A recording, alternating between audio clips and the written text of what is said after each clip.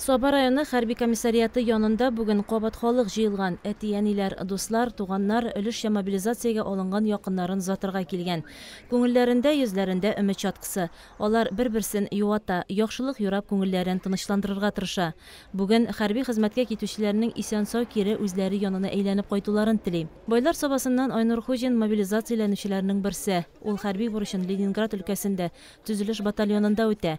Ә бүген аның туган көне, 35 яшен тутыра.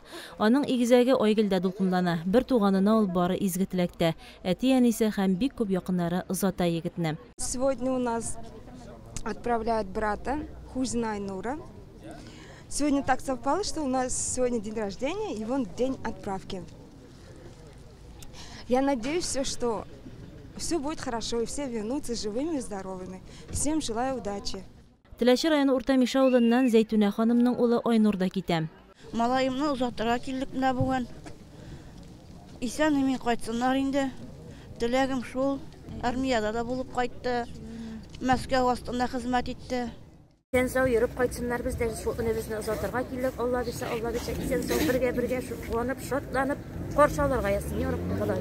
Барыбыз да бергә җыелып, ярабби Ходай. Бездән шул теләк берничә хәптә булмый бурычны үтисен инде. Һәр төркемне озатуда һәр вакыт Соба һәм Теләче районнары буенча хәрби комиссар, ике районның да хакимият вәкилләре катнаша. Бүген дә мобилизацияләнүчеләргә алар хәерле юл теләде. Хәерле сәгатьтә главное вернуться живыми, здоровыми.